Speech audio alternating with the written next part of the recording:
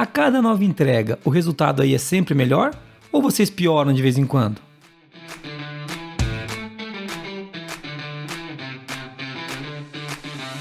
Essa é a série dos 14 princípios de Deming e esse é o 5º princípio. A gente está falando de melhorar constante e eternamente o sistema de produção de bens e prestação de serviço. E o Deming começa aqui falando de uma coisa que eu acho importantíssima, que ele colocou desse jeito. A qualidade ela deve ser buscada desde a fase de design, desde a fase de projeto. Se você deixar para se preocupar com a qualidade na fase de produção, pode ser tarde demais. Isso é muito legal porque conecta muito com a visão de que o cliente é o foco da qualidade. Você deve estar falando, pô, Jesus, por que você está falando isso? Ué, porque você está falando da qualidade desde a fase de design de projeto, muito provavelmente é porque você pensou e entendeu o cliente quando você for conceber o produto.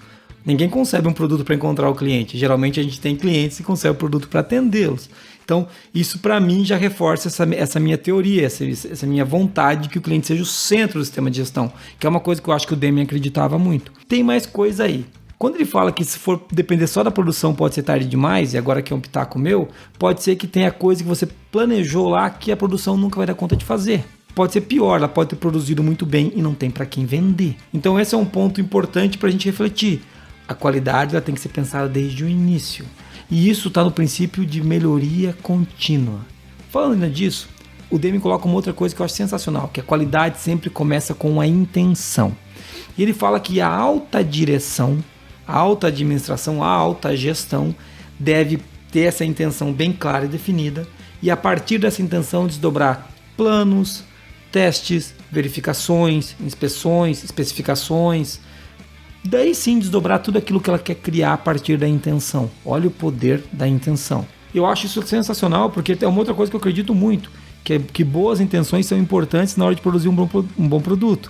Você tem que estar conectado com o seu cliente para tentar de verdade colocar aquilo que você tem de melhor na mão do seu cliente. O Deming fala ainda uma outra coisa que eu quero citar que eu acho sensacional. Ele diz mais ou menos assim, ó: cada produto deve ser visto como único. Só há uma chance de fazer ele bem feito. É pensando em equipe lá na fase de design, para que ele seja concebido da maneira correta. Sensacional. Quantos problemas eu não teria evitado se eu tivesse ouvido isso? E ele faz um outro adendo que eu acho muito legal. Ele fala o seguinte, ele está lembrando que esse livro foi escrito em 86, né?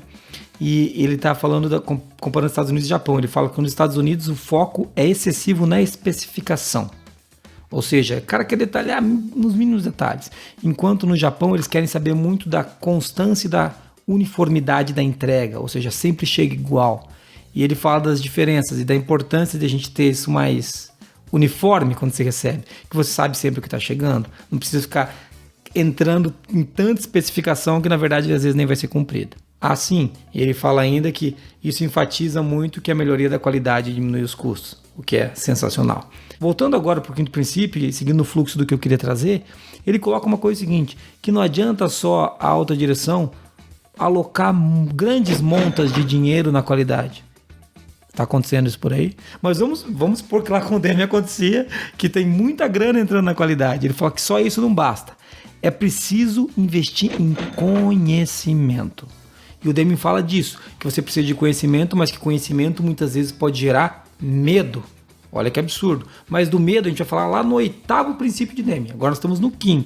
Então vamos ficar por aqui. Ele fala o seguinte, que para você aprimorar a qualidade, melhorar, você precisa de conhecimento. E uma outra coisa que ele traz muito ligado a isso é que se você está resolvendo o problema, ou melhor, se você está apagando incêndio, você não garante em nada que você está melhorando o processo. E o cara pode olhar para mim e falar, Jesus, mas você está ficando louco. Não, não tô. E ele diz mais, ó, agora você vai achar que eu tô maluco. Ele diz assim, remover causa raiz não diz respeito à melhoria de processo. O que você quer dizer? Você encontrou um problema no processo. Você atuou para remover essa causa raiz desse problema. Isso não tem nada a ver com melhoria de processo. Inclusive, isso é um conceito do Juran. O que ele quer dizer? Ele quer dizer que se você está melhorando um processo por meio de uma... Se você está atuando na causa raiz de um defeito de um processo, você está no máximo trazendo o processo de volta até onde ele nunca deveria ter saído. O ritmo que ele deveria ter sido mantido, mas que por algum motivo se desviou. Então o que o Deming diz é que melhoria de processo ela tem que ser feita por meio de estudo do processo estável. Ou seja, você tem que conseguir olhar para o processo de maneira estável, com as informações do processo funcionando. Ou seja, para você estudar os processos e melhorar os processos, você precisa de dados sobre o processo. E para você ter dados sobre o processo, ele precisa estar estável. Aquilo que a gente já falou anteriormente, nos outros princípios. O processo precisa estar estabilizado. A grande pergunta é aqui, os processos estão melhores do que antes? Estão mesmo, a gente tem dados para garantir isso. E mais, quando a gente está melhorando um processo, a gente está ouvindo os clientes que estão chegando? A cada novo cliente a gente volta para olhar para o processo, para aprender com aquele cliente e replicar o aprendizado no processo?